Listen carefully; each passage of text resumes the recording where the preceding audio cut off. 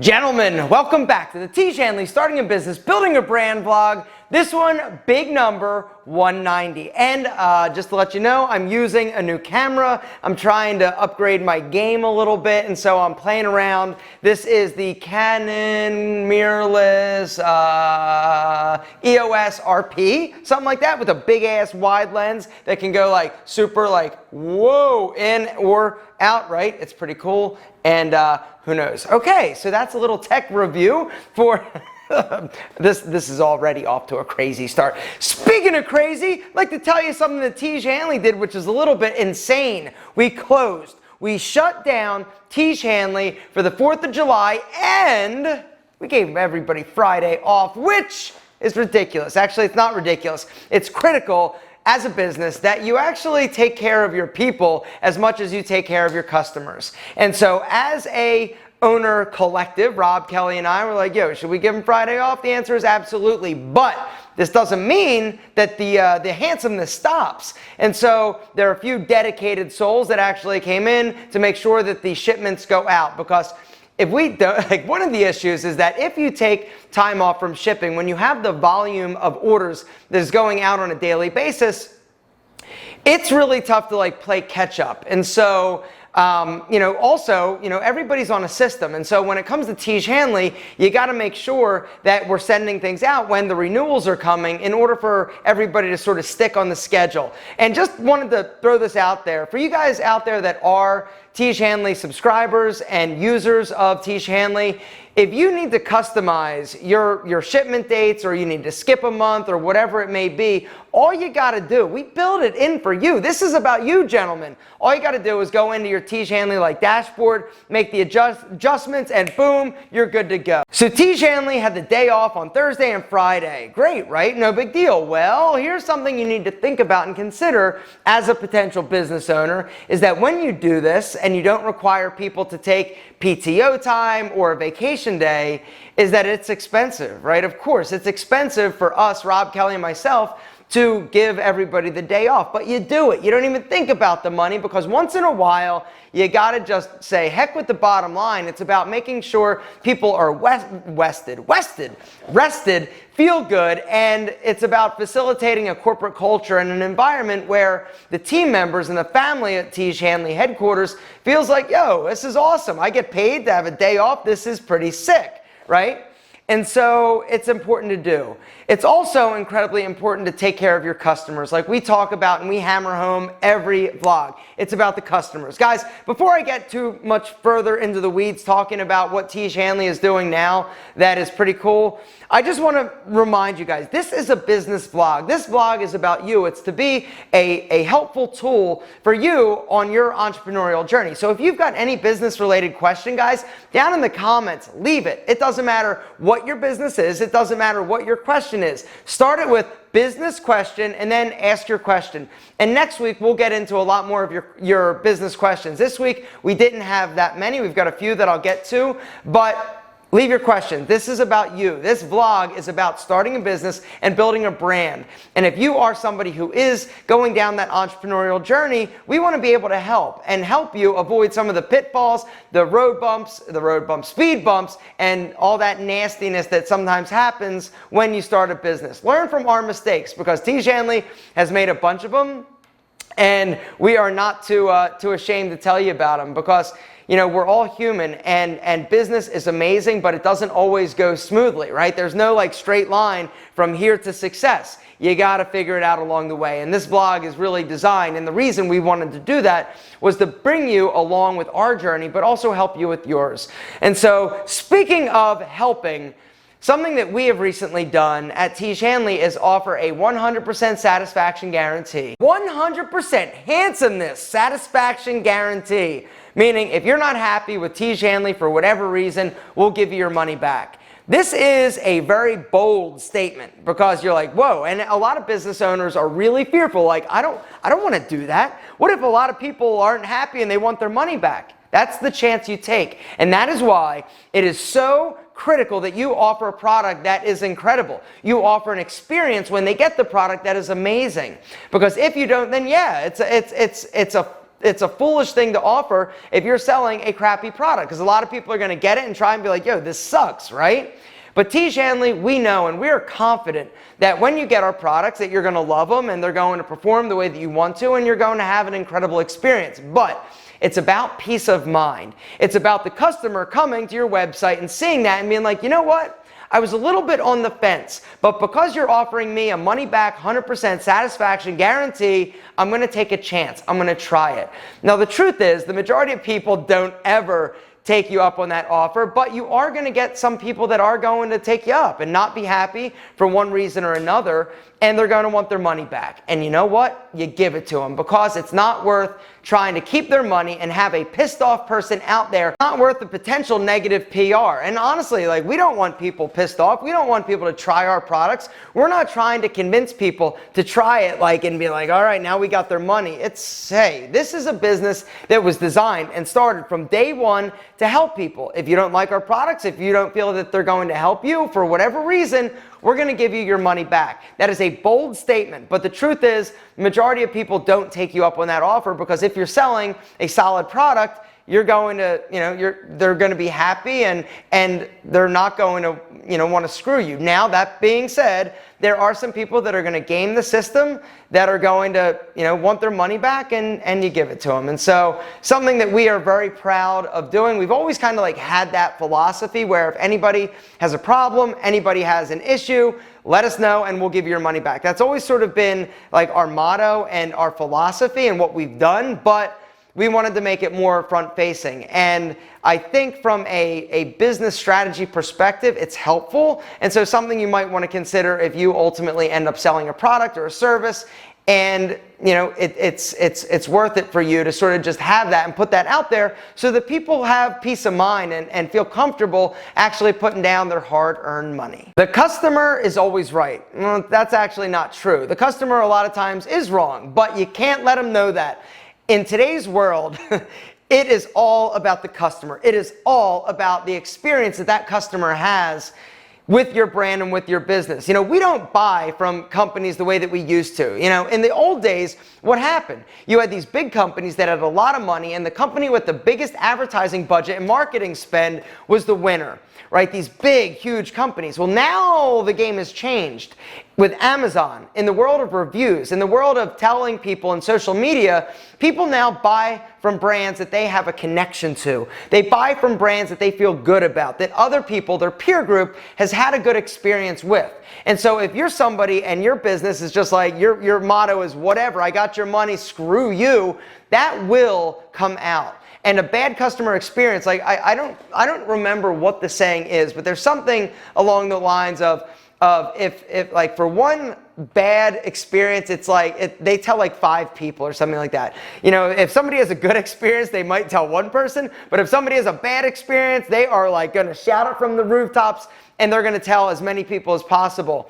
And so I totally butchered whatever the saying is, but you get what I'm saying. People that have a bad experience with your product or your brand are going to tell a lot of people because they're pissed off. They feel like they got screwed. They feel like they got ripped off. And even if you've got issues with your products, even if you've got things that come up, as long as your customer experience immediately and your sort of philosophy is handle it. Take care of it, take care of your customer immediately, and don't sort of like sugarcoat things or try to see, what the issue is. Your answer just needs to be, it's wrong, you're not happy, I will fix it. Worry about the bottom line later. Now, if it's a persistent problem and you see that a lot of people are having the same problem, then it might be an issue with your product or your brand that you've got to adjust or fix. But in my opinion, that is why customer service in today's world is so vitally critical that you get right. Not just right, you have, top tier A1 customer service. And that's one of the reasons why,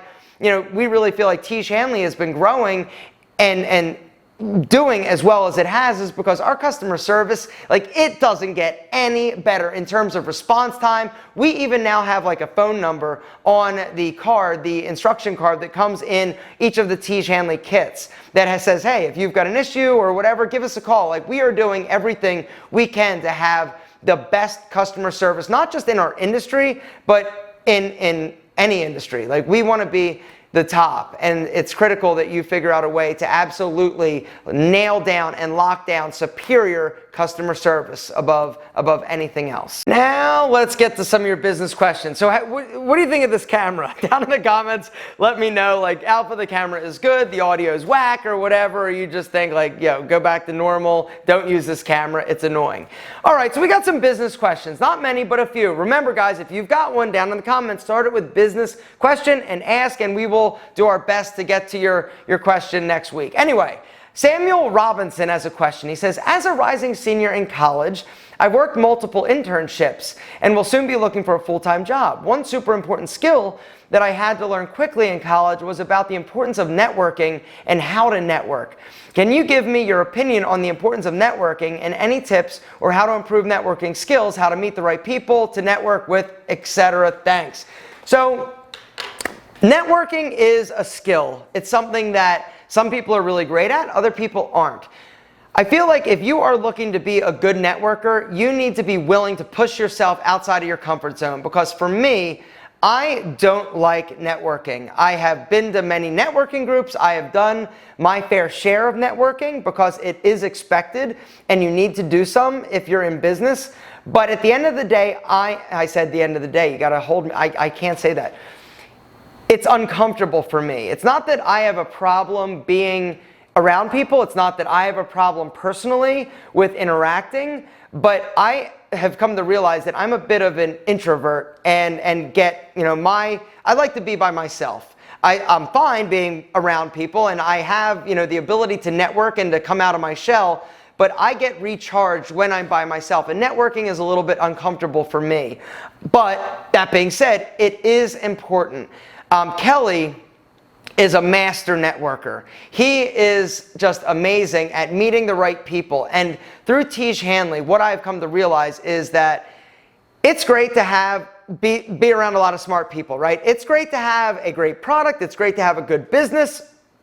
But the value you can generate from being around other people, even if it's a different industry, that are smart, that have been there, got the t-shirt, it is like there's no amount of money or value that you can place on that.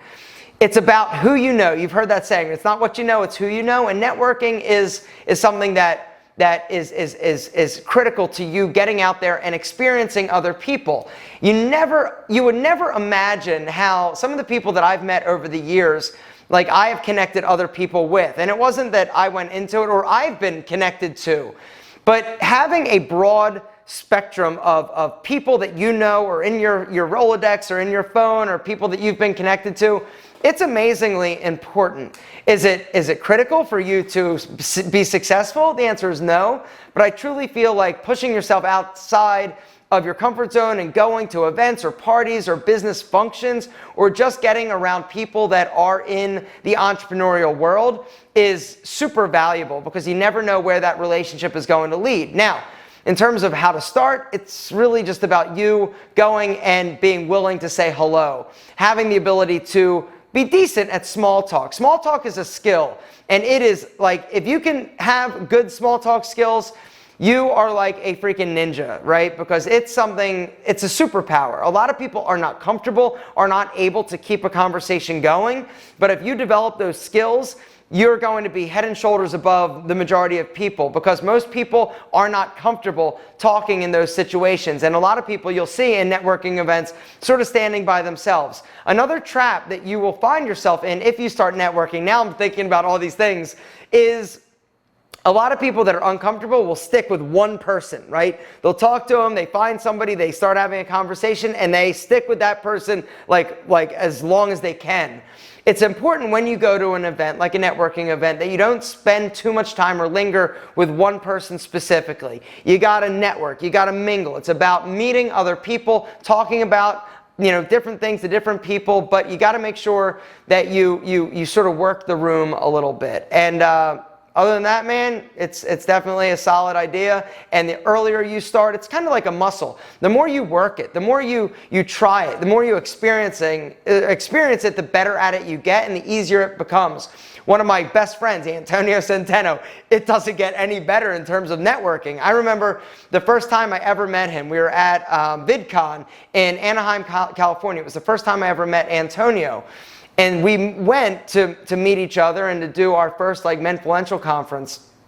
And I remember just watching him and being in awe of his ability to work the room and engage people and really just do an incredible job. And I say to him, I said, networking and conversing with different people is one of his superpowers. And it's amazing how many friends, how many connections, how many people he knows that have helped him in his business and that he's also helped in their business. So definitely learn to network. And the last business question comes from our friend Johnny Tran. Johnny, what's happening? He was in the Alpha M project and is a super smart dude. Anyway, I just spit. Johnny says, yo, Aaron. Actually says, hey, Aaron. So I decided to make a big choice in my life and change my major to business from computer engineering. I felt like I wasn't as passionate in the career as I thought I would be and found something else that I had more passion for. My main question is, have you ever made a big choice in your life? Yes, a few. Some have turned out actually well, some not so well. Like switching majors and felt a bit worried, uncertain for the future. I know that I made an amazing choice and have to say thank you as you were a small part in creating this choice. And P.S. I hope it's fine. Okay, anyway. Johnny, you're a smart dude. I have no doubt that you are going to achieve greatness in whatever you decide to do. Business, I think, for those of you out there that are not sure what you want to do in terms of a career, but you think you might want to possibly start a business or be in business, I think having a business major or choosing business as a major is a great option. It's what I did, because you really have a nice skill set. It's not like, okay, so if you're going to be an accountant, right, you need to take like classes that are really primarily focused on accounting to learn that skill set. But business, a general business like a BS, a bachelor's of science in business, I think mine was in operations management or something like that. It gives you a nice broad overview of business. So you get classes in accounting, you also get classes in marketing, you get classes in finance, you get a lot of different classes that are rolled up into a business degree. Now I majored in business, but I had a minor in marketing. I did another minor in community health promotion, where I went around and talked to a lot of different like classes and students and groups about different social issues of the day, like date rape and STDs and drugs and things like that. And I just really enjoyed doing that. I love doing that. And so I feel, gave me a good backbone or foundation in which to grow from. And then, with the business degree, it's sort of the world is your oyster. You can go and get jobs doing different things. You can go and work your way up in management. But it's a little bit more broad in terms of what you can do. And if you want to start a business, it also gives you a little bit of a window into how to do that better than if you were just dedicated to something like computer science or, accounting or something specific. And so I think it's a great option. Where it goes and where you take it is totally up to you. If you want to have a business degree, but then, do maybe like a minor in computers or just sort of learn that skill set on your own, I think that's amazing. The beautiful thing in the way that we live nowadays and the technology that's at our fingertips is that you can focus on one thing and have a degree in one thing, but learn a lot of skills in another. Just with, websites like Skillshare and other online learning platforms, not to mention YouTube, you have the ability to learn a tremendous amount. And so you're not really locked in. And honestly, in my opinion, it used to be a lot more challenging back in the day, back when I was in college, back when our parents were in college.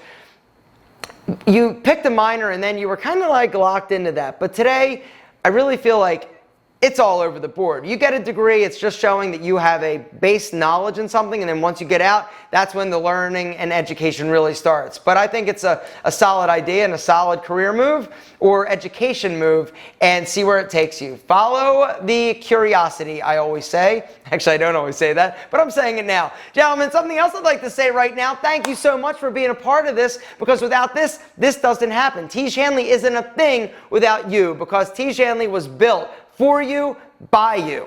Period. End of story. Rob Kelly, myself, and the chemist are kind of just along for the ride. Anyway, guys, we love you more than our double monk strap shoes. Down in the comments, if you've got a business question, please ask it, because this vlog is all about you. Thanks for watching, guys. What do you think of this camera? Does it suck? Back to the old one? Anyway, down in the comments, let me know. See ya next time.